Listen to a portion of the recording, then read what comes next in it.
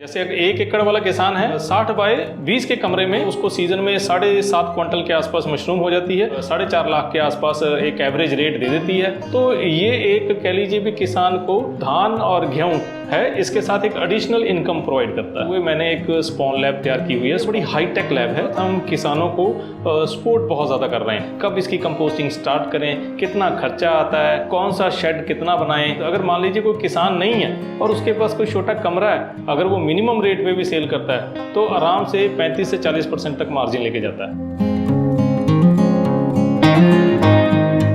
कि जो mushroom industry है बेसिकली अगर हम देखें तो ये वेस्ट से हम प्रोटीन बना रहे हैं। हम व्हीट स्टॉक को यूज़ करते हैं सबसे ज़्यादा, देन उसके बाद मस्टर्ड स्टॉक को हम यूज़ करते हैं।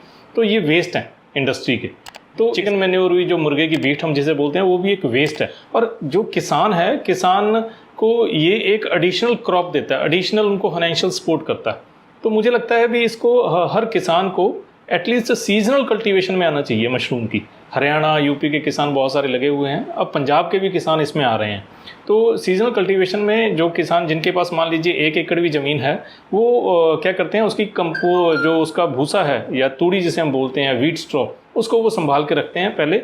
और दूसरा रॉ मटेरियल जैसे चिकन मैन्योर हो गया, बहुत सस्ता मिलता है मार्केट में, या आपको 1.5-2 रुपये किलो मिल जाता है।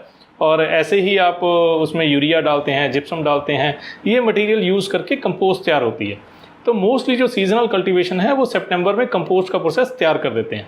और इसमें कंपोस्ट तैयार होने में जो अगर हम एक इंडोर सिस्टम कंपोस्टिंग आता है उसमें करते हैं तो 18 दिन लगते हैं। अगर हम सीजनल कंपोस्टिंग करते हैं तो उसमें हमारे 20 से 26 दिन लगते हैं। कंपोस्ट तैयार करने के बाद हम इसमें बीज डाल के हम एक झोपड़ी बनाते हैं। जैसे 1 एकड़ वाला किसान है तो वो लगभग 60 बाय 20 के कमरे में कंपोस्ट अपनी भूसे की कंपोस्ट डाल सकता है। और उससे मात्र आपको उसको सीज़न में 7.5 क्विंटल के आसपास मशरूम हो जाती है, जो कि अगर सारा बोलूँ भी 4.5 लाख के आसपास एक एवरेज रेट दे देती है।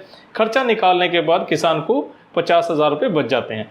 वो खर्चे में क्या क्या आता है, उसमें झोपड़ी का खर्चा आता है, इनिशियल 1 टाइम इन्वेस्टमेंट है, और वो झोपड़ी का मटेरियल किसान हर साल यूज़ कर सकता है अगर उसे वो संभाल के रखता है। तो ये एक कह लीजिए भी किसान को जो धान और गेहूं है, इसके साथ एक एडिशनल इनकम प्रोवाइड करता है। जो आप यहाँ पे काम कर रहे हैं, स्पॉन तैयार कर रहे हैं ना, हाँ जी, अगर किसान की भाषा में कहें तो आप बीज तैयार कर रहे हैं मशरूम का, तो उसकी क्या इम्पोर्टेंस है जिस तरीके से आप तैयार कर रहे हैं?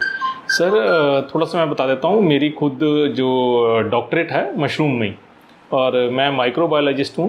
तो माइक्रोबायोलॉजिस्ट होते हुए मैंने एक स्पॉन लैब तैयार की हुई है। स्पॉन हम मशरूम के बीज को इंग्लिश में स्पॉन बोलते हैं। तो स्पॉन लैब तैयार की हुई है, बड़ी हाईटेक लैब है। इसमें जैसे बीज की गेहूं के बीज की अलग अलग वैरायटियाँ आती हैं, ऐसे ही मशरूम के अलग अलग स्ट्रेन्स आते हैं। जैसे बटन A15 आ गया, डेल्टा आ गया, ऐसे और 2-3 स्ट्रेन होते हैं। बट जो सबसे ज़्यादा कह लो नॉर्थ इंडिया में चलता है वो A15 है। A15 के बाद डेल्टा है। तो A15 हम बिल्कुल प्योर फॉर्म में देते हैं, फर्स्ट जनरेशन का स्पॉन देते हैं। और फर्स्ट जनरेशन का स्पॉन जो तो खेती करते हैं उनको पता होगा उसकी अहमियत। फर्स्ट जनरेशन का स्पॉन मतलब पहली ही जनरेशन का हमने आपको दे दिया। कुछ लोग क्या करते हैं, जैसे जनरेशन में गैप डाल देते हैं, पहली जनरेशन से फिर मदर कल्चर बनाया, उससे मदर कल्चर बनाया, उससे मदर कल्चर बनाया, तो ऐसे जनरेशन में फ़र्क पड़ जाता है। तो हमारा जो स्पॉन है उससे आपको फर्स्ट जनरेशन का कल्चर मिलेगा। फर्स्ट जनरेशन के कल्चर से आपको 20 से 25% के बीच में प्रोडक्शन मिलती है। और जो नॉर्मल स्पॉन है सेकंड थर्ड जनरेशन का, उससे आपको 15 से 18% के बीच में प्रोडक्शन मिलती है। ये फ़र्क है जी।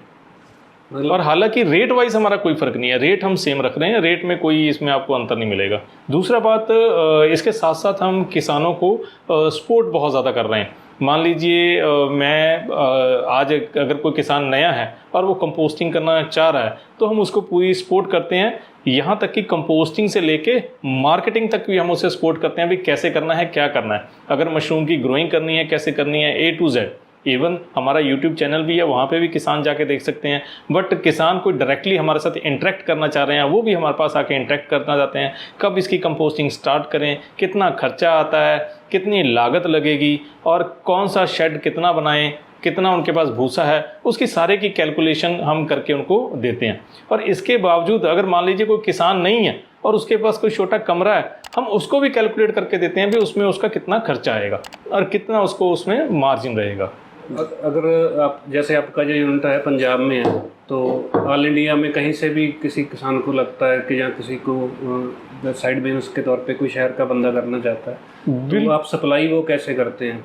बिल्कुल बिल्कुल सर, मोस्टली आजकल तो हर एरिया में वैसे तो हमारी गाड़ी जाती है। मान लीजिए कोई यूपी बिहार में अगर ट्रांसपोर्ट करना है तो वो बाया ट्रेन हम देते हैं। आइस बॉक्स में आइस पैक होते हैं, उन आइस पैक में हम जेल पैक लगा के उनको भेजते हैं ताकि जो टेम्परेचर है वो 14-15 डिग्री पे उनका स्पॉन पहुंच जाए। ये तो थी स्पोर्ट की बात। अब सबसे बड़ी चीज़ जो किसान जिसके लिए किसान को चिंता होती है कि हमने पैदा तो कर लिया, अपने स्पोर्ट भी दे दी, सारा कुछ गाइडेंस भी होगी, बिल्कुल जी। तो वो सेल कैसे होगी? सर मशरूम मैं सिर्फ 5 साल तो मुझे प्योरली मशरूम इंडस्ट्री में हो गए, जहाँ पे हमने 1 टन से लेके मैंने 5 टन तक का प्लांट हैंडल किया है, यानी कि जिसकी प्रोडक्शन हमने देखी है।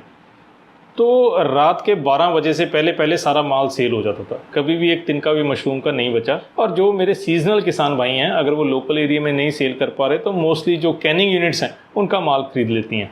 तो मशरूम कभी भी किसी का, चाहे वो सीजनल है चाहे ऑफ सीजनल है, कभी किसी का मशरूम ऐसा नहीं हुआ भी नहीं सेल हुआ। बाकी हम उनको, अगर किसी का है तो हम उसे सपोर्ट भी करेंगे। हमारे साथ कोई कांटेक्ट में कैनिंग यूनिट्स हैं, हम तो उनको कैनिंग यूनिट का भी हम कांटेक्ट दे सकते हैं। वैसे वो मार्केट में भी लोकल मार्केट ही सर सारी परचेज कर लेती है, कभी कोई दिक्कत आती नहीं है। तो रेट कितना फ्लक्चुएट करता है इसका?